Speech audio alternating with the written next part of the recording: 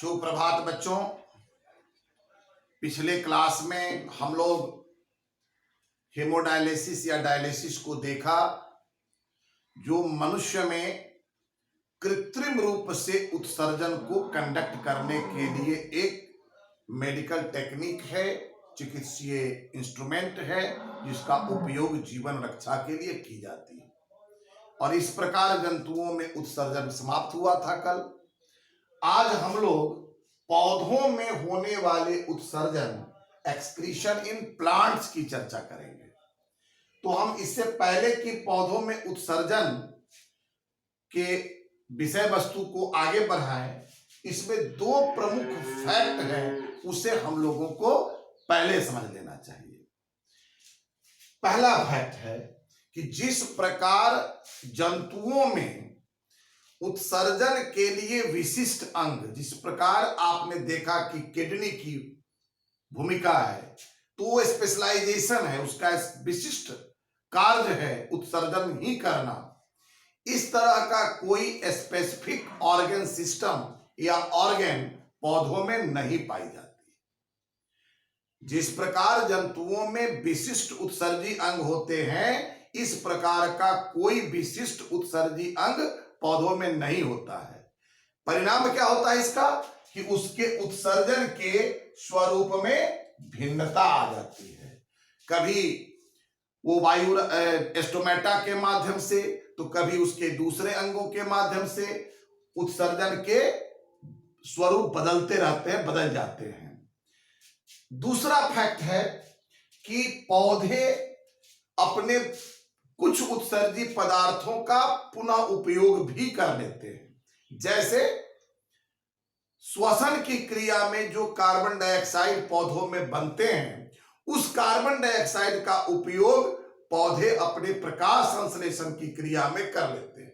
तो इसका परिणाम क्या होता है कि उत्सर्जन की दर कम हो जाती है। दो मुख्य बातें हैं, उत्सर्जन के स्वरूप में भिन्नता और उत्सर्जन के दर में कमी।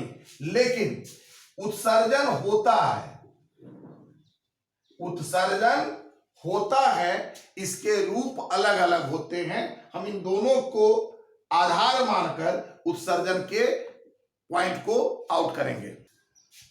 पौधों में जो भी उत्सर्जन होता है, कम हो ज्यादा हो, जो भी उत्सर्जन होते हैं, उसमें उत्सर्जन के मार्ग या यूं कहिए कि ऑर्गन, अंग के रूप में भूमिका पत्तियों के रंध्रों, स्टोमेटा या नवीन तना, जो बिल्कुल तना डेवलप हो रही होती है, उसमें पाए जाने वाले बात रंध्रों, लेंटिकल्स, ये दो प्रमुख ओपनिंग्स हैं जिसके माध्यम से उत्सर्जन की क्रिया पौधों में संपन्न होती है।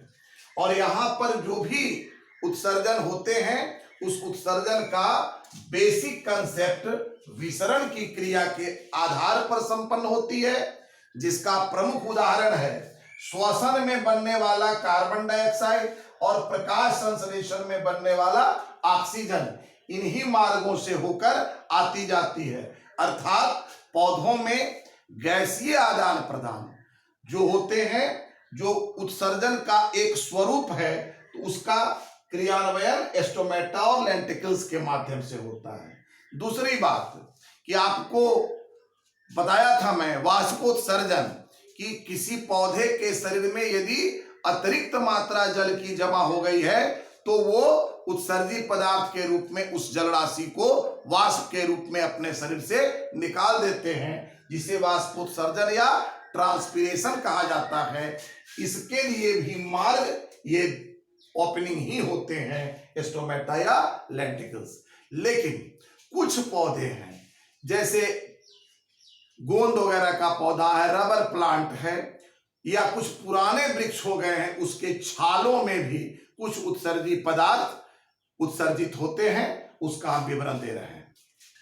जैसा कि मैं बताया कि कोई विशेष ऑर्गन सिस्टम उत्सर्जन के लिए पौधों में नहीं होता है, फिर भी उसके उत्सर्जी कुछ पदार्थ हैं जो अलग अलग पौधों में, जैसा कि मैं पहले बता चुका हूं कि चूंकि ऑर्गन सिस्टम कोई पार्टिकुलराइज नहीं है, स्पेशलाइजेशन नहीं है, इसलिए इसके एक्सक्रीशन में विविधता देखी जाती है।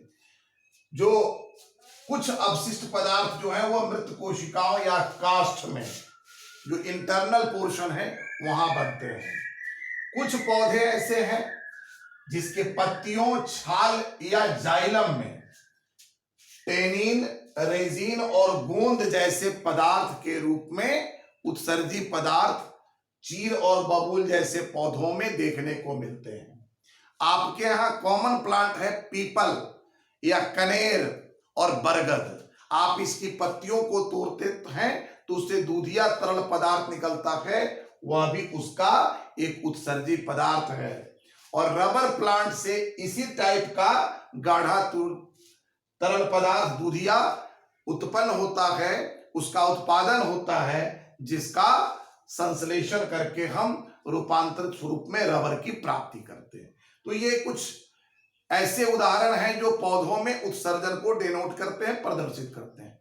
अब सवाल ये उठता है कि जब हम पौधों की बात कर रहे होते हैं तो पौधे कुछ जलीय परिवेश में भी पाए जाते हैं, पानी में पाए जाते हैं। उनका उत्सर्जन कैसे होता है, इस पर चर्चा करेंगे। अब जैसा कि मैं बताया कि पौधे के हैबिटेट, उसके प्राकृतिक आवास में परिवर्तन होने के कारण उसके उत्सर्जन में भी भिन्नता देखी जाती है। जैसा कि मैं पहले बताया कि जलीय पौधों में जो उत्सर्जन है उसका भी मुख्य आधार विसरण होता है, लेकिन इस विसरण के माध्यम से जलीय पौधे अपने उत्सर्जी पदार्थों का उत्सर्जन सीधे डायरेक्ट जल में कर देते हैं, क्योंकि वो उनका परिवेश है। दूसरी ओर जो पौधे स्थलीय हैं, उन पौधों में उत्सर्जी पदार्थों का निष्कासन पौधे के निकटतम मृदा में, मिट्टी में जो निकटतम बिल्कुल उससे अटैच जो पोर्शन है सॉइल का, वहां पर उसका विसरण के माध्यम से उत्सर्जी पदार्थों का निष्कासन हो जाता है। अब हम कंक्लूड करें, निष्कर्ष पर आवे तो एक बात स्पष्टता के साथ स्वीकार की जा सकती है कि पौधों में उत्सर्जन के लिए किसी विशिष्ट अंग की उपस्थिति नहीं होती है, लेकिन उत्सर्जन की अनेक अलग अलग प्रणालियों द्वारा उत्सर्जन होता है। ऐसा आप नहीं कह सकते हैं कि पौधों में कोई उत्सर्जी अंग नहीं है तो उसमें उत्सर्जन नहीं होगा। उत्सर्जन नहीं होने का मतलब है शरीर के अंदर मेटाबॉलिक प्रोसेस में, उपापचयी क्रियाओं में जो हानिकारक और अनुपयोगी पदार्थ बने हैं वो शरीर के अंदर रह जाएंगे। ऐसी स्थिति में सजीव का सर्वाइवल नहीं हो पाएगा। तो उत्सर्जन जो एक प्रमुख जैव प्रक्रम है, उसका कंडक्शन पौधों में भी होता है। इस प्रकार आज आपका यह चैप्टर कंप्लीट हुआ। पौधों में उत्सर्जन के साथ उत्सर्जन चैप्टर फाइनल हुए। अगला चैप्टर हमें पढ़ना है नियंत्रण और समन्वयन। हम अगले क्लास में इसको देखेंगे, लेकिन आप थोड़ा कंसेप्ट समझ लें नियंत्रण और समन्वयन का। नियंत्रण का अंग्रेजी होता है कंट्रोल और समन्वयन का अर्थ होता है कोऑर्डिनेशन। अब एक एग्जाम्पल से मैं आपको समझाने की कोशिश करूं। आप लोग क्रिकेट खेलते हैं तो क्रिकेट में एक कप्तान होता है, उस कप्तान के अनुरूप ही सारे खिलाड़ी अपने गतिविधि और अपने प्रदर्शन को ऑपरेट करते हैं। ये कंट्रोल हुआ।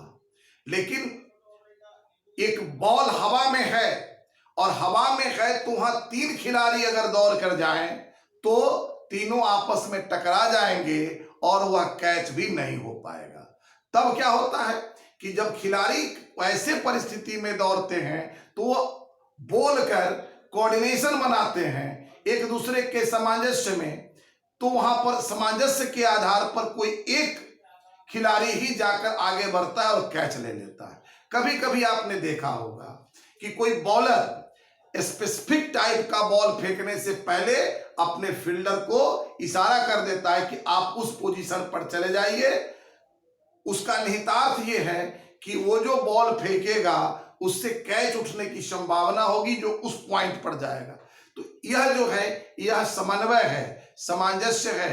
तो हमारे शरीर में या अन्य सजीवों के शरीर में एक साथ इतने सारे अंग और अंग तंत्र काम कर रहे हैं, तो फिर उनके कंट्रोल और कोऑर्डिनेशन, नियंत्रण और समन्वयन की आवश्यकता होती है। अगले चैप्टर में हम लोगों को इसी पर डिटेल करना है। आज इतना ही। नमस्कार।